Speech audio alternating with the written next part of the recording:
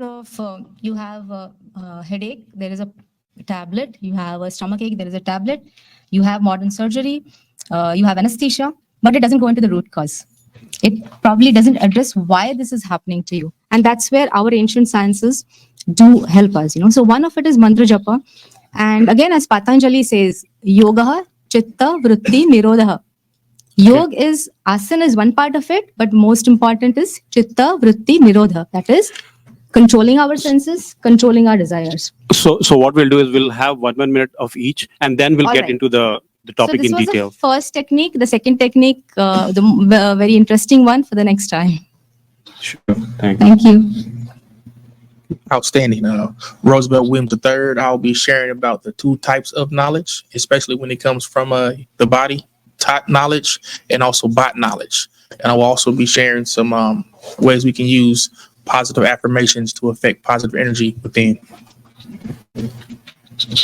Vibhuti-ji. Yeah. Thank you for ceding your time to me. I will take longer now. So we have to announce our name, and then because first or for our Yes. My name is Vibhuti Jha. I'm a TM Transcendental Meditation practitioner since 1991, and I learned it. And when somebody asked me, what does it do to you? I said, it allows me to retain my sanity in an otherwise insane world. And they say, agree. Thank you very much. But this is a very powerful thing, because everything that we go through starts from here. Your mind is where everything starts. And, as my guru told me that, when you are tired, you take a massage. You massage your body, your feet. When was the last time you massaged your brain, which is where everything happens? So meditation is that practice that gives your mind a rest, and it removes the cobwebs and the clutter and the noise that goes on in the mind. That is what allows an equanimity of your expressions. Because what it did to me was, the only thing that I control in my life and everybody else is your response to what life is doing to you, or as life is coming to you. Your response determines the quality of the next reaction or interaction. That's the key part. And I'm glad to say that if you call me stupid, trust me, you will feel so stupid afterwards. Thank you. Thanks, Vibhuti.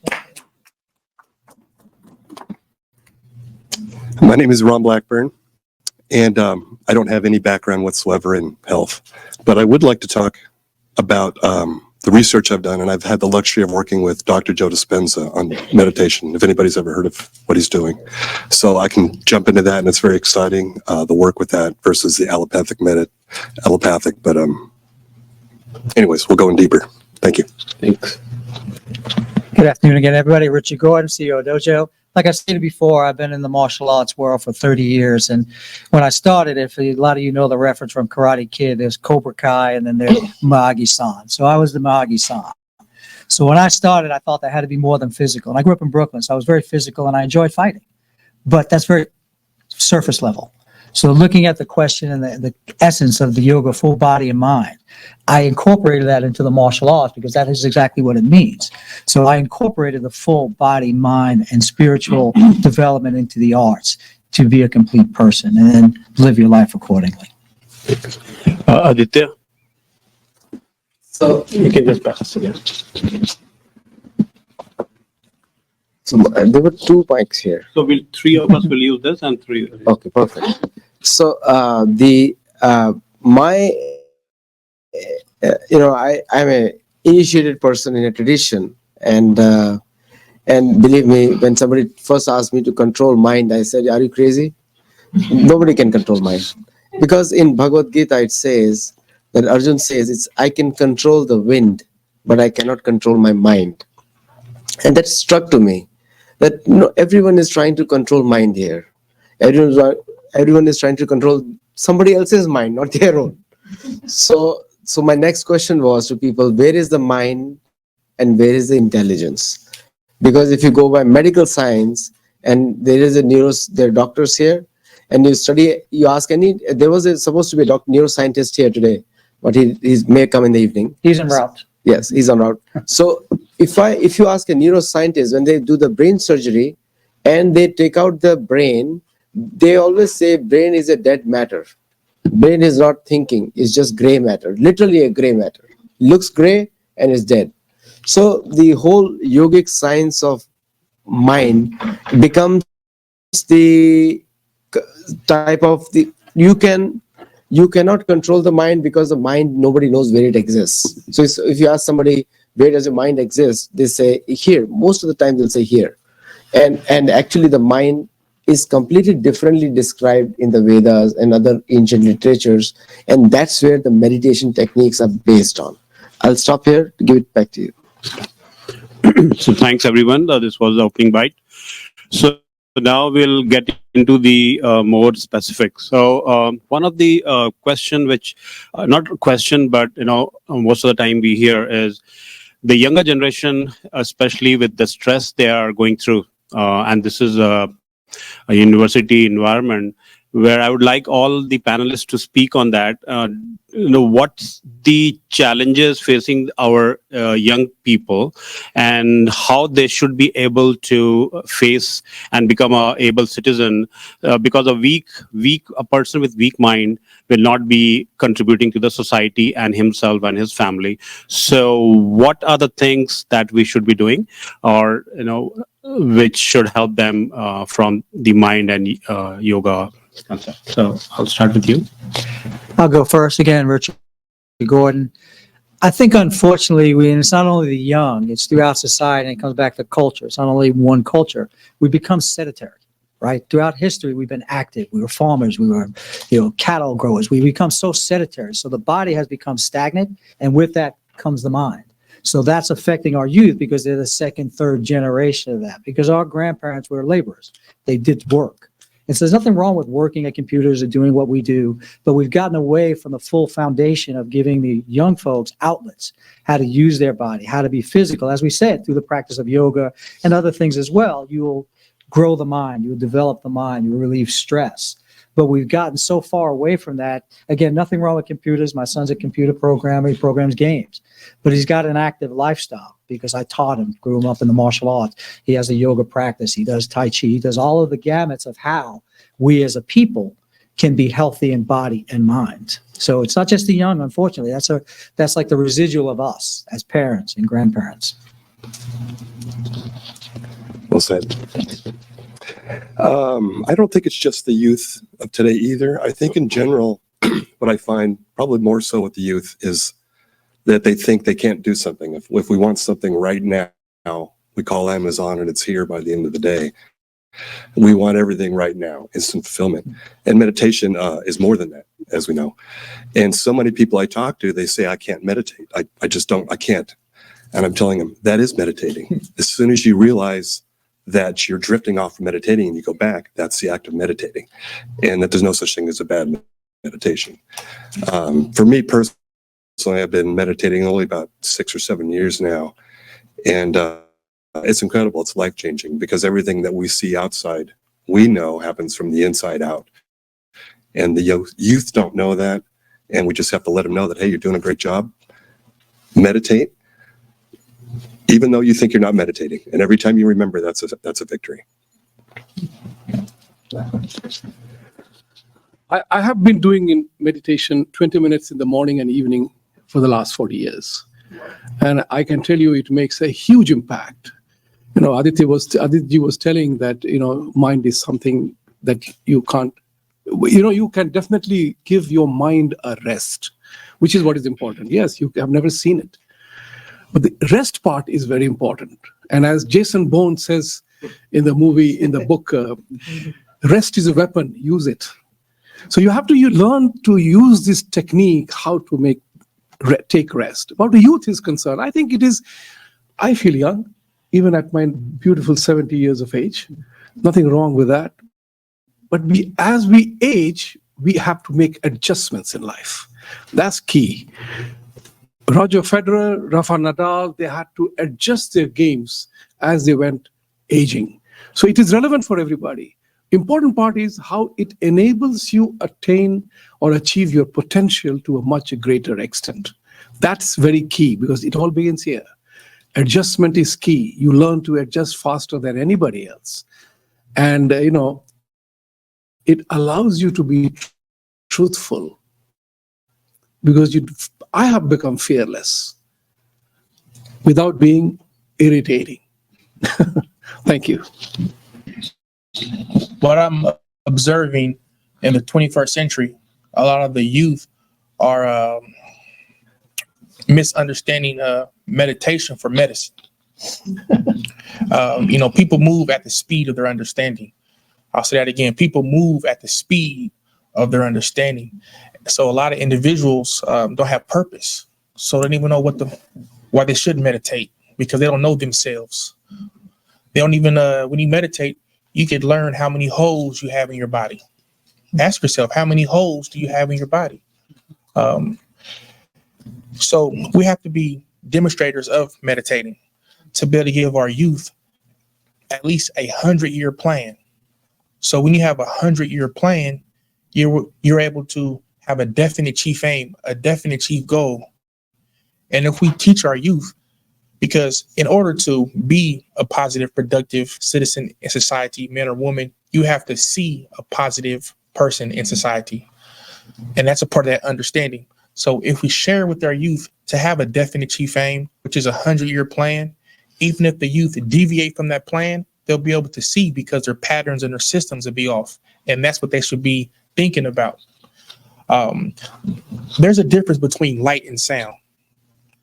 There's a difference between light and sound, and that difference is the vibration. There's also the vibrating in our body, and that's thought. Our thoughts are faster than light and sound, and that's the speed of understanding. So when we share with the youth why they should meditate and not use medicine or certain medicines, we're actually giving them understanding and we're actually giving them purpose. So when we take a deeper dive into what the issues are with our youth, is because us here on air and in this room, we have to be able to be demonstrators. We have to demonstrate why they should be meditating and the purpose to increase their speed of understanding. Thank you. I give my time to Ashwini ji. So she'll speak on my behalf also. Thank you, Aditya. In the last 5 years or so, I have seen an increase in the number of parents of teenagers as my clients. Most of them come with a complaint that my 12-year-old, my 13-year-old, my 15-year-old has got anxiety problems, depression problems, which was possibly not 10 years ago 15 years ago. And while I understand what their problem is and try to give them solutions through their horoscope or charts, what I think is, we had this saying, necessity is the mother of invention, right? That old saying, that old phrase. I feel it's now we should say abundance is the mother of mediocrity. Because of abundance, I feel there is a lot of problems that these teenagers face because they have everything right from day one, which probably our generation before us didn't have. And which is why they are not able to handle any small situation which doesn't go according to them. So it's not that they are living under a lot of stress. It's just that they are not able to handle any digression in the path that they are taking. That's been my one of my observation as an astrologer. So yeah, that's it. Want to say something? Yeah. So that was a good round regarding the youth. Now, a lot of ladies are in the room. I think we all saw that famous movie Barbie, and even though it's a plastic world, but there were a lot of ideas which I liked in the movie. My daughter made me see that movie. She herself saw it twice. So all the panelists are here.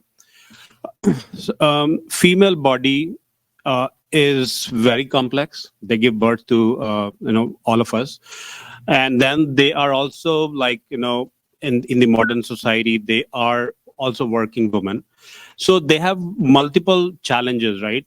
What we think, and the panelists, right, what are some of the solution you guys, or suggestion, not solution, suggestion you guys will have for our female community regarding the mind, because they are very important part of our society, and they are our creators. So thank you very much. Very great and loaded and factual question there. And I work with a lot of women, and I use the term warrior. And so usually when people, especially women, hear that, they're like, whoa. And then I explain the sense of warrior. It's not that you're out there fighting battles, but you are fighting to preserve your family. You're providing to preserve the integrity of your home. You're out there earning a living and maintaining your own sense of identity in a world that's constantly knocking you down. So you're constantly fighting. From a young girl, you get all of these images and perceptions. I use the term "be you for you." You know, it's very difficult because it takes courage, because society says you need to be this way, act this way. Don't be aggressive. Don't be educated. Don't be loud. Don't be bold. You know, so that's what they use for women, which is unfortunate. You're just being successful, and you're being an innovator, and you're being what you do, a warrior. So I look at women as warriors. I also use the term queen. So again, people are like, So it's about words, you know, the history, culture, and language. People get taken aback by warrior and queen. So again, and if you successfully do it, and we, on the other end as men, we find our queen, and then they have a king. So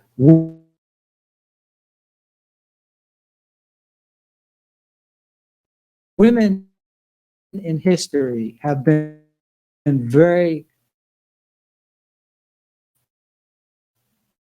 impactful in every regard. Wars, countries, they're behind everything, no secret. You know, my wife is a total driving force in my life. You know, she is my queen. Very strong, former Mossad, martial artist, but very feminine and very gentle. She knows the balance. So I try to help women understand, just because you're in a good sense, you're fighting for your own personality and who you are, and in the world. I know I couldn't live without women in my world. So thank you, all the women. It's a big question. Guy that got 3 wishes. She says,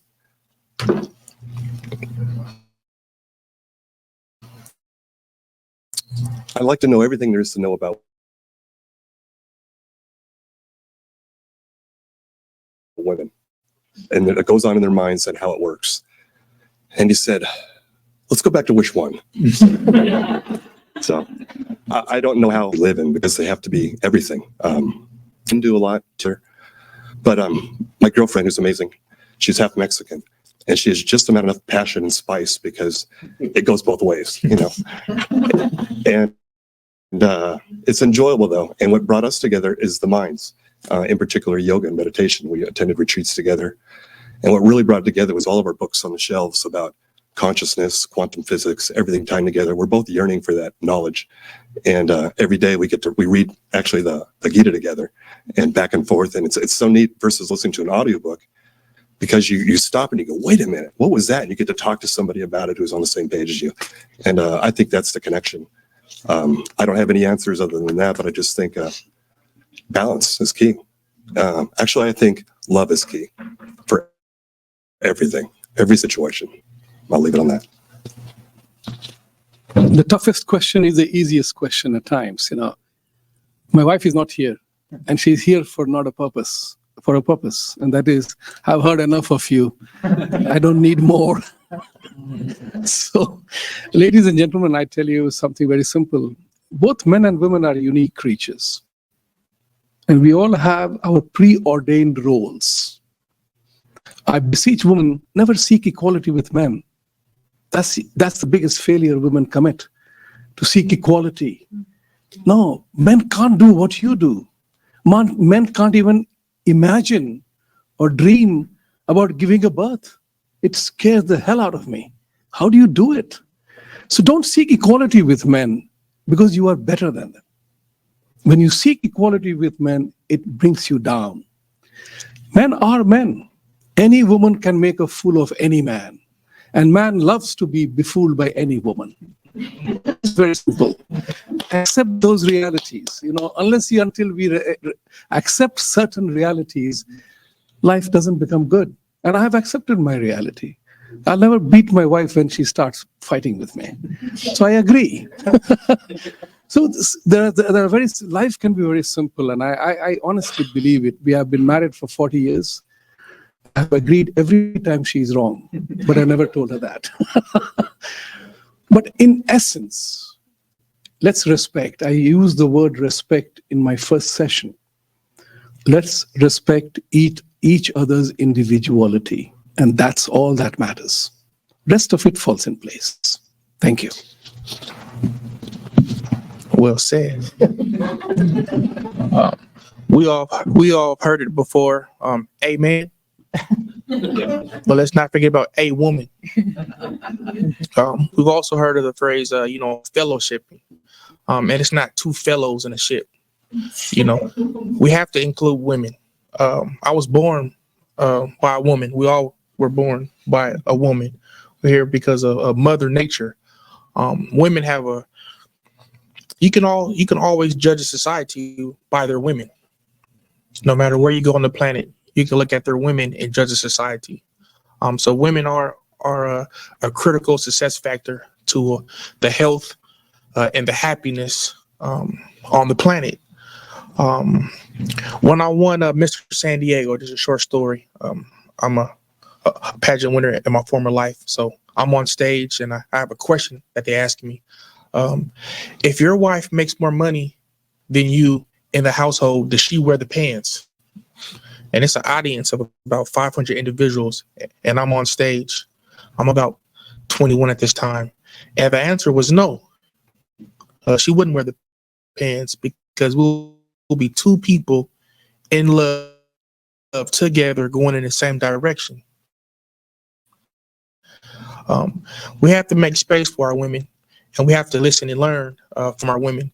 I have a daughter, and she's an heir because she receives an inheritance, and she's also going to receive a tap into our feminine side as men.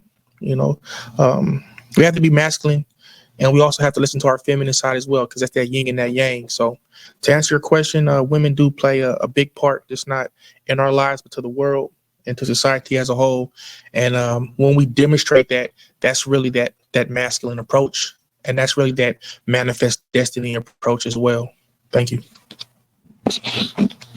So I think I'm the representation of this question, because apart from an astrologer, I've spent 30 years in corporate finance, being a chartered accountant and a certified public accountant, and handled all kinds of roles as a CFO, as a strategist, as a strategic planner for companies like Western Union, Mattel Inc., Larsen & Toubro in India.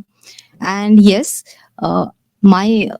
I wouldn't say an advice, because I'm not the only one who's done it. There are many women out there who've done it and who are doing it even today in all the fields. I think balance is the key. One thing is I have learned is you cannot please everybody all the time. So it is best to please yourself first and then try to please the world if you can. Balance is the key.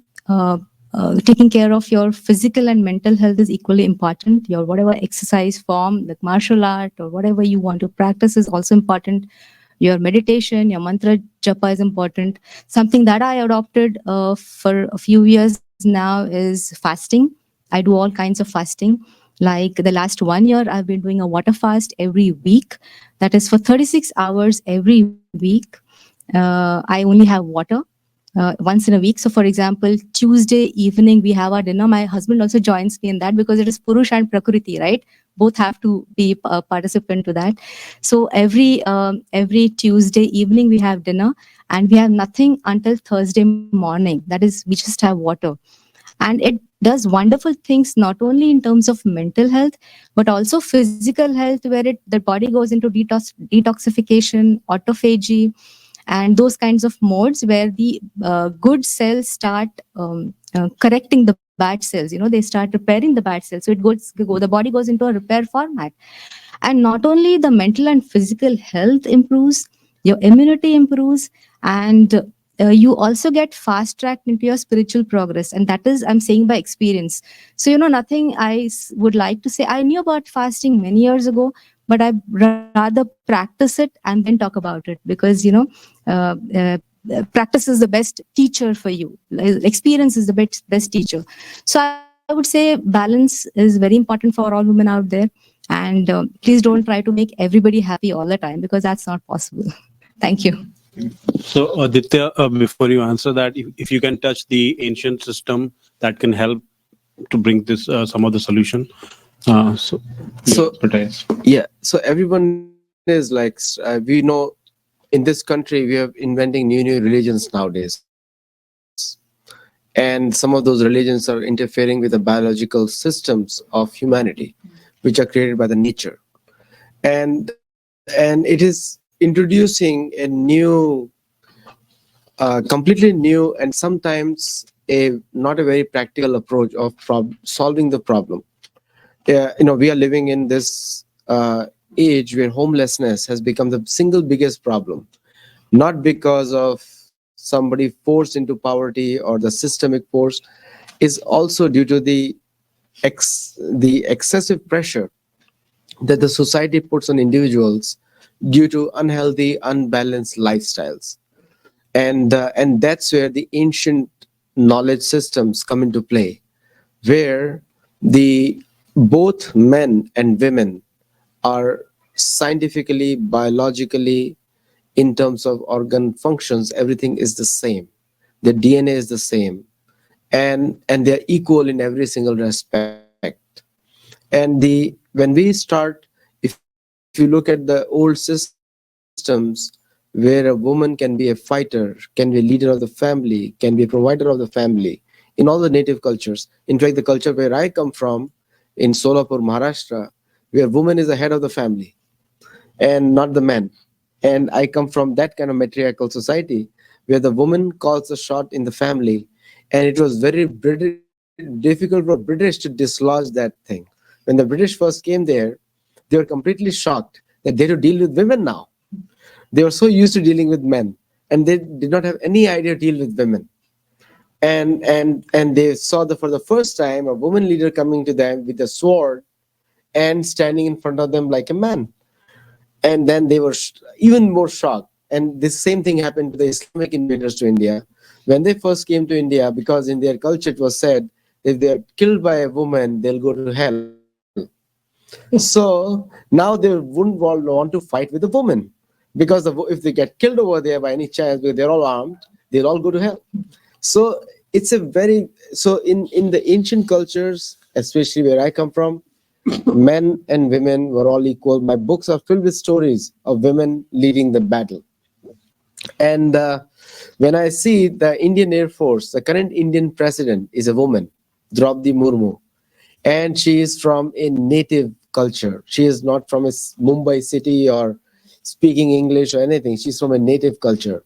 We call tribal, and she is the one who is leading the Indian state. Also, there are multiple Indian Air Force fighter pilots, and I pity Pakistani armed forces, because if they get killed by a woman fighter throwing a missile, I don't know where they're going to go.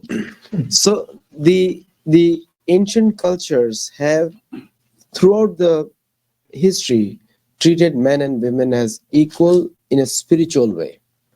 Biologically, yes, they're different. Socially, they're different functions. And like one of the earlier speakers has said, that we should not try to confuse those regular functions. Because for a healthy society, we need healthy women and healthy men.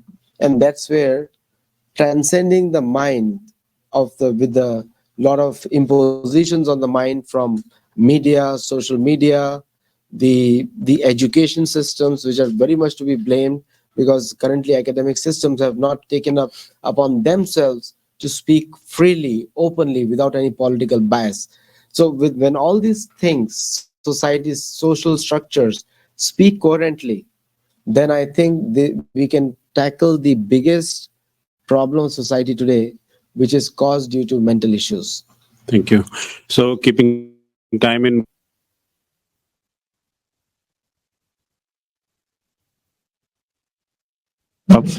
So, I recently attended a yoga session, and I was told that I was asked question that why do you think our body likes music so much?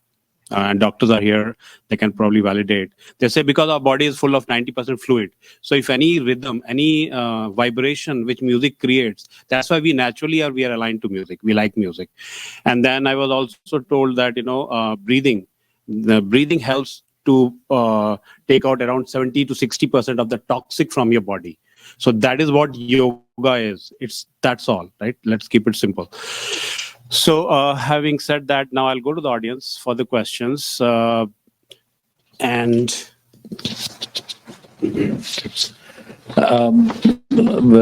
very impressive thoughts that you've all expressed here. My question is on what is now called yoga therapy. I had the opportunity to listen to a NASA scientist who finally embraced Adhyatma and disappeared for many years and came back and started yoga therapy. And he explained that vyadhi, meaning disease, is because of adi, which is stress. So he said, if you address and remove the stress, you've cured the disease.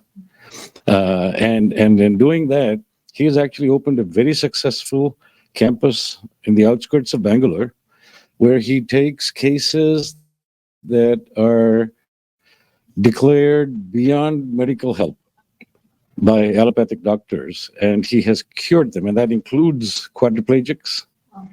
It includes diabetics, of course. And then, yet he found it difficult to increase the popularity of this treatment method. But having finally, after 5 years of struggle, he published a paper in the New England Journal of Medicine. And he's now being given grants from the NIH for alternative medicine. So I just wanted to, that was the introduction based on which my question is, do you see a role for yoga therapy? One, personally, how to implement it for self and family, and two, as a potential cure? anyone can answer. I can take that. Sure. So ancient systems like yoga, Ayurveda, water therapy, urine therapy, you have Shivambu, and such not only help in curing diseases, but also help go a long way in preventing diseases. And not only simple diseases, but also chronic diseases as well as autoimmune diseases. But one word of caution, neither each one of them individually, nor all of them together is a sure shot cure for every problem. Everything depends upon time, place, circumstance, and the intensity of the disease. Desha, Kala, Paristhiti. And as Krishna says, at the end of the 18th chapter, Itite jnanam akyatam guhyat guhyataram maya vimrushayta dasheshena yathechasi tatha kuru. He says, I've given you this deep knowledge. At the end of the 18th, he goes through Sankhya, Karma, etc. I've given you this deep knowledge. Think about it and do what you think is right. So each one of us need to not just blindly follow any therapy. We need to do ourselves study Swadhyaya. Even Patanjali says Swadhyaya, Tapa, and somebody. So Tapa, Swadhyaya are very important and they form a part of the Kriya Yoga. So Swa-Adhyay, that is studying ourselves, is extremely important before dwelling into any kind of therapy is what I think. But yes, these ancient systems have surely known to reverse a lot of chronic autoimmune diseases. That is what even I have read about when I did my research, and I still do my research on it. Okay, thank you. Anyone? Just pass. Let's keep the question short. Yeah, it's a short one. Yes, there was a talk about meditation and the benefits of it. I have a question. My understanding is meditation is not an action. Any of the panelists would like to address that? Thank you.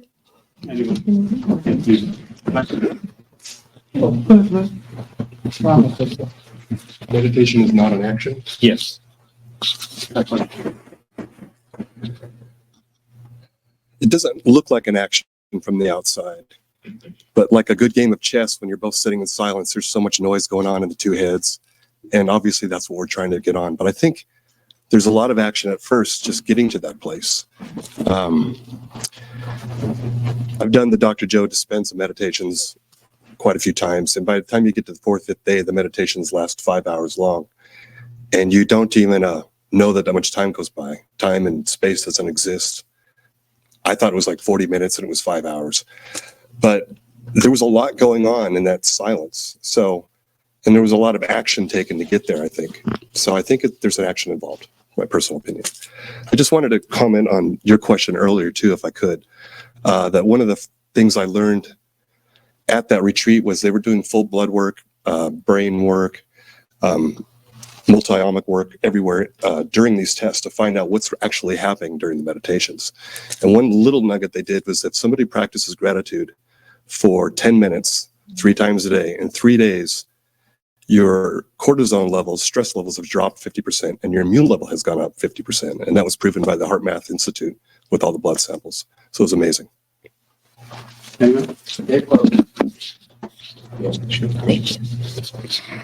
So I was looking at the platform or the theme for today, this event, and it's about debunking mythology. So one of the things that we all agree is that yoga and meditation has so many benefits to it. I think Aditya said that is part of our mythology, or comes from many, many years ago, centuries ago. How do we teach our youngsters who are in the midst of social media, in the midst of technology, and not just in the midst of that, everything that they need to do, career, work, morning to evening, all of that teaches them that the pace at which you work, the pace at which your actions happen, like one of the audience said that, is there any action or inaction? The pace at which they are supposed to do actions and do work, produce constructive work outcomes. None of that allows them to take the time to meditate. Now I have 2 sons. I can keep telling them, take half an hour, do meditation. They know meditation, but everything around them tells me don't slow down. Tells them don't slow down for that half hour. You are lost, and somebody else went faster. How do we teach that, and how do we counter social media and technology?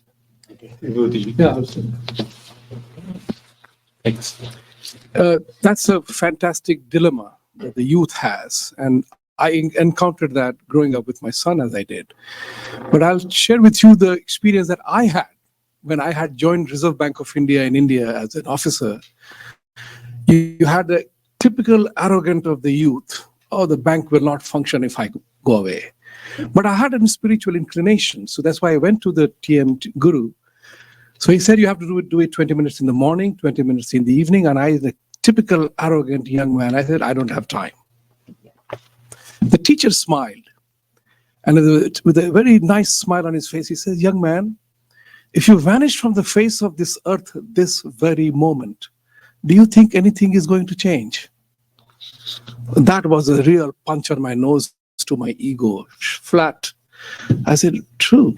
50,000 employees in the company, anybody will replace me, good, bad, or ugly. He came to the second one. Second thing he said, these are lessons they don't teach you any Ivy school. They said, some people will be happy you are gone, but do you have any idea how many will be, some people will miss you, but do you have any idea how many will be happy you are gone? And third, the brutal truth. The moment you are gone, those who love you and miss you the most will have to go back to leading their own original life as it existed, as if nothing changed. So if you are not able to give 20 minutes of time to your own mind and to your own self, you are being very unfair. The truth, nobody on the planet Earth has anything more than 24/7, 365 days in a year. Life is about efficiency and effectiveness. In my case, I know one thing for sure. It increased my efficiency and effectiveness, resulting in giving me more time to do things. So that, and I don't get tired because my mind is at rest. It's a joke in the family. That's why I'm saying that it is a personal experience of mine that we need to teach the youngsters. And my son learned it by example. Thank you. You can give it to him. So the same question, I want to add something. So the data in America it says that, almost 25% of our family is single family, like ladies raising the kid single, right, without a dad. Do you think, as Vibhuti mentioned, he was lucky to have that background so that he could think? Our kids have so many, like she said, social media, so many things, they are distracted or rather focused, right? So, does family, a stable family helps? Or what's your take on it? You can answer that question. Oh yes, and I'll be candid because we're family. I was 9 years old, and I was in middle school, and I caught a friend of mine. He was a male, sitting down urinating. He was sitting down urinating, and it didn't dawn on me until I matured and got older. He was sitting down urinating because a male didn't show him how to stand up and urinate. Wow. Because he didn't have a man in the household.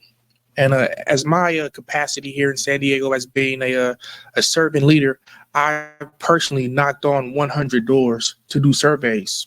How's your light bill? How you're doing? Vote for this candidate. And as I knocked on 100 doors, at least 73 of those doors didn't have a man in the household. In the low moderate income community, they didn't have that family dynamic. So they didn't have certain principles like praying before you eat. They didn't have that posture, put your phone down at the dinner table. They didn't have that discipline. So definitely having a family household and having that family dynamic is crucial to society. Yeah. You definitely have to have that yin and yang. But to even more answer your question back on, having a household that's raised by a mother and a father, and then having a household where some men actually raise their family as well. Let's give kudos to the single fathers as well, and also to the single mothers. But you got to have that dynamic in the household. But it's critical to the overall society. But just back on that social media question that you had asked as well, it's imperative to deplug. To not just be on Facebook, but as us being authors and geniuses here that I have to be on this panel, let's put our face on a book. Let's share with the world and let's give the world. I believe we're looking at the windows on our computer instead of the windows in each other's eyes, having that personal connection. So we have to get back to that family unit, just tie it back in together. Even when's the last time you seen a woman breastfeed a child? Oh, okay. Well, thank you for the opportunity. We'll have the one last question from Michael Cohen. Thank you for joining us, sir. Thank you, Michael. I love you too. Statement question. There's plenty of time. There's plenty of time to meditate. Kid. But if we don't teach the kid, then we later have to sell the value and benefits of meditation. Statement. Another statement. I've been blessed through the lineage of Siddha Yoga, Bhagwan Nityananda, Muktananda, Guru Mai. We know that yoga is a treatment for many, perhaps most, but certainly not all. We know that. Question. Does anybody see the elephant in the room? There's no money in it. There's money in pharmacology. Question. In your opinion, do you feel we will be able to fight the pharmacological industry to be able to, quote unquote, sell the value benefits of mindfulness, mindful meditation, yoga, and the like? That's my question. Does anybody feel that we can do that? I don't think that. Yeah, luckily, Mr. Corbin and I get to discuss things like this all the time. So now we get to discuss it with a referee. I think we always need that. So yeah, then I'll let Ron weigh in as well. But basically, the answer to that question, as he knows, is yes and no. Right? We talked earlier that we can bring about change, but do we want to? Again, I speak personally. I am the security director for a global pharmaceutical company. So will I be willing to change to work for an herbal company that serves, natural remedies? Absolutely. I think we all will, but it's a yes and no question. So when that opportunity presents itself, I will be willing to change. Is that opportunity here now? No. And again, I'm sure a lot of people in here are benefiting, unfortunately, by the pharmaceutical industry, either directly or indirectly, or somehow, some way you benefit by it. You have someone who's been cured by the medicinal stuff at work. So yeah, great question. But I think we need to continue to raise that questions amongst ourselves as entrepreneurs, business people, and leaders, and say, can we change? Yes. Are we willing to? Yes. Do we need to? Yes. So I think all of those are the questions. So now it's out there. I think now Mr. Corbin has put out the responsibility to us to bring about change. Just one quick thing till I give it to Ron. Going back to the action in meditation, is we have a term in Korean that's called mukhyung. And I start every class with that. And that simply means empty mind, right? So when I start teaching, especially American and kids, they take a lot of effort to get to empty mind. And anyone knows, if you have a very schooled yogi, they're an empty mind like in the blink of an eye. And I'm lucky to be at that state as well, but it took me a lot of work to get there. My students would struggle. They'd look, they'd wiggle, everything you could possibly do instead of emptying your mind. So yes, the action to get there, to inaction, I think is the key to that. So very, very good question. Well, you also have to take an actionable step every day to put it into your life. So I think that's where I see it. And that's absolutely correct. So you're right. It takes, and then after that, it's like any skill, it becomes second nature. So whatever skill we imply, it becomes second nature, which is the higher level of vibration. Do you want to say? Go ahead. I think we're running low on time. What was your specific question again? I want to make sure I answer it correctly. In the face of knowing what works, yoga, meditation, mindfulness, and oh, by the way, certain pharmacological drugs, people don't adhere. They don't comply. In the face of the big campaign by drug manufacturers saying, buy this for the cure, while we know that meditation, yoga, and the rest can really help, can we sell yoga, meditation, and the like, and fight against the huge wave of marketing of these pharmaceutical companies, which are hitting us every 30 minutes on television for millions of dollars a minute? Well, I think what Dr. Joe Dispenza is doing, and by actually testing, biologically testing the work on it. In 2020, they had 1,000 people at a meditation, and they pulled the blood from about 35 patients. It was the first time they had done it. And they presented to the scientists, and the scientists said, this data is wrong. It can't make any sense. 100% of every person tested had 10 to 20 different markers, Parkinson's, cancer, everything down the line across the list had dropped significantly off. 100% of them. Doesn't make any sense. So they kept testing, and it made sense. It was real. So they're like, we got to look into this. So they've been diving into it and doing hundreds and thousands now of blood tests, and the information coming back is amazing. And during COVID, they found out that week-long meditation, the body generated like 3,000 new proteins in the body. They spun them all out. Like, why would it just do this because of meditation? And they came down to like 600 and spun it down to one protein that could stop COVID. And they tested it, put it in, they got a virus, put it together, and everybody that was there that got tested all created that protein. So they're like, what else can this create? It already can stop everything there. So data like this getting out there, and they're getting a paper published on this right now, is going to be amazing. So much so that the scientists from that division there, and myself and Dr. Joe partnered up to create a company that tests all the ancient modalities. I mean, we have 5,000 years of testimonials of things that work, but we don't know why or what they do, or more importantly, like the meditation, we don't know what they don't do because we're not looking there. And all these other things are happening behind the scenes that are making us, like you said earlier, completely whole. We don't need to fix one thing. Meditation will make us completely whole.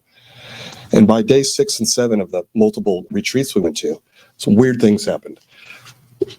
We're all there. It's about 1,000 of us, and they take 100 of us that have to be healed. We don't know why. We don't know what's going on with them, but they put 8 of us all around them. And after a long meditation, you can just feel your fingers vibrating like there's lightning coming off. They're laying there. We just turn our hands there, And we're just sitting there with love for about 20 minutes meditating. And what happened next was like something you'd see in a movie where people were like jumping and coming off the table. People that couldn't walk were walking. People that were blind were seeing. It was crazy. So I've seen it firsthand, and it looked like a vaudeville act, but I know these people. I know people that were cured from amazing things. So we have to continue this path, I think, to get that message out there in the data.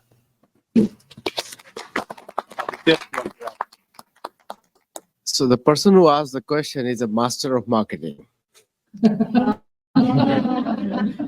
So he knows the solutions as well, but I'll add 2 cents to it.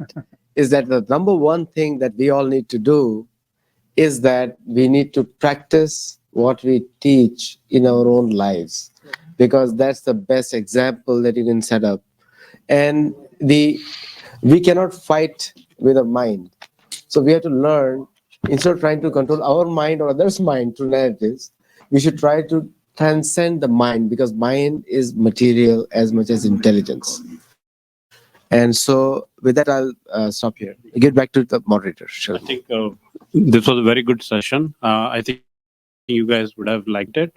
So with that, because of the time constraint, we'll have to finish this. And so thank you, everyone, all the panelists. It was really, really great. Thank you so much. Sir. We are launching this book of mind. Okay, so sure. This is Aditya's book. We are launching it. We can't be plugging your stuff, Addy. Come on. He's using the marketing. So, pass it. Yeah. That's okay. Wait, hold it. It's an honor to share stage with you. It's an honor to share. So, Adi, can you say something about the book briefly? This is a translation of Patanjali. This is translation of Patanjali's Yoga Sutra. And I have given a commentary from Bhagavad Puran and Bhagavad Gita. Okay. The first time, this is an American translation. Somebody has translated this work in USA for Americans and for the world with the most authentic background. That's it. Okay, great. Thank you. Thank you. It was really great.